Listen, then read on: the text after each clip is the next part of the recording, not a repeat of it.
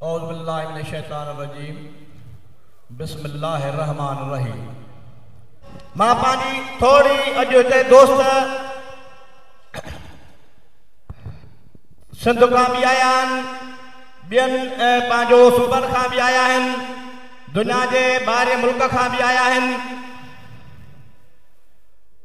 मां साईं असुल ग़रीब घराणे जो हुयुसि, ॿाराड़ी इलाइक़े जो हुयुसि। असां जो ज़मींदारियूं हुए उहे उन्हनि खे स्कूल खे ओताकू बणाए छॾींदा हुआ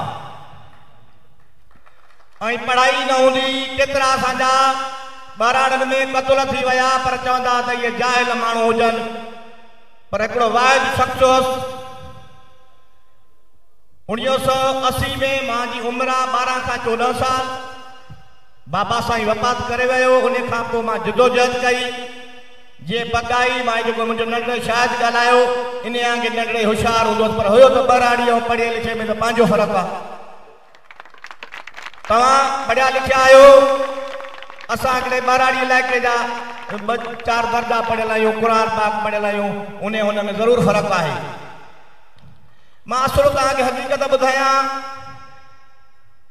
सचाईअ जी। डॉक्टर साहब 70 साल जी उमिरि जो थियो आहे, ज़रूरु 55 साल खां वठी बिरादर सां उथण वेहण पंहिंजे मसलनि में जेको आहे हुन महिनत करे हेतिरी उमिरि ते अॼु 70 साल जी उमिरि में पहुतो आहे, जिदोजहद कई आहे। ऐं हुन तंज़ीम साज़ी जॾहिं डॉक्टर साहब हलाई आहे उनखे 37 साल थी चुका आहिनि। पर उन में मां हिकिड़ी ॻाल्हि तव्हांखे चवंदो हलां,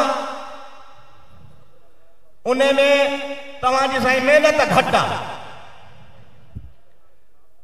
छाजे करे?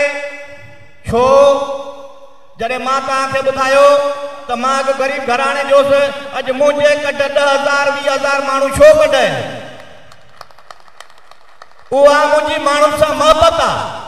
माण्हू जे दर ते हली वञा थो, जे रुठल आहे त बि उनखे परचायां थो, ऐं उहो जेको ॿार नाराज़ थी थो वञे उनखे भाकुर पायां थो, उनजे दुख सुख में वञा थो। ऐं पाण में नंढड़ियूं नंढड़ियूं मीटिंगूं रखी ऐं उन में हिकिड़ी टीम मुक़ररु थो कयां 10 माण्हू जी ॻोठनि 5 ॻोठनि ते, त हर हिकु ॻोठ में वञो बाबा, विढ़ण फसादनि में कुझु बि न आहे।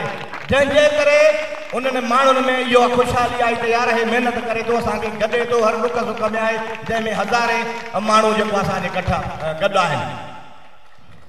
ऐं उहो प्रोग्राम इंशाअल्लाह दुआ कयो असां न।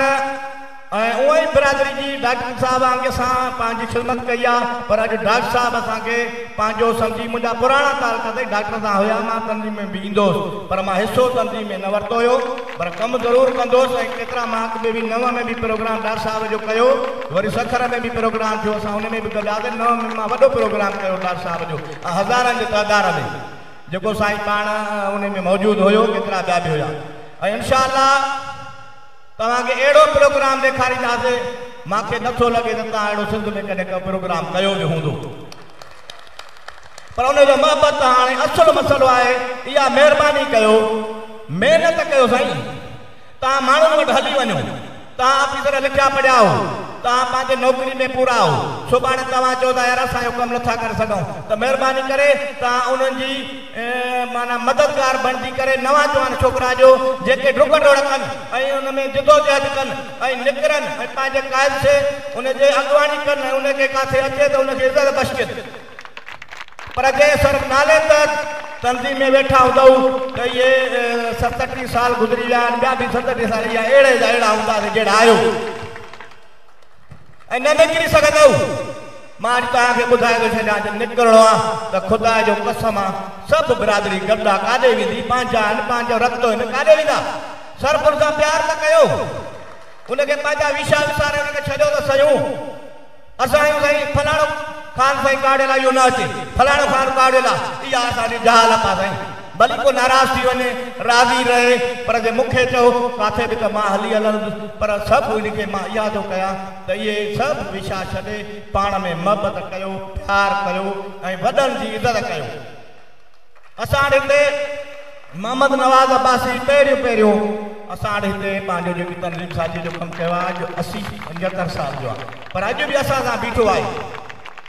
ऐं कॾहिं बि इहो माना पोटे न पियो आहे पर ॾिसो न वही ऐं उमिरि जे हिसाब सां थिए थो पर इनखे ईअं ई कमज़ोर कंदा आहियां जीअं अदा को कंहिंजी मुखालफ़त करे को पर मां हर माण्हू जे लाइ त का कोई मुखालफ़त कंहिंजी बि न करे तव्हां सभिनी जी महिरबानी इन जे करे कुझु तव्हांखे मां सिंधी में बि ॿुधायो अलाह कंदो त इन ते अमल कंदव त असांजी कामयाबी थींदी तव्हां सभिनी जी महिरबानी पाकिस्तान पाकिस्तान अॼु मन ताज़ा बादशाह अॼु मन ताज़ा बादशाह डॉक्टर शफ़क़त हुसैन बादशाह डॉक्टर शफ़क़त हुसैन अस्सलाम वालेकुम जिंदाबाद जिंदाबाद जिंदाबाद ऐ मिल्लत अब्बासिया।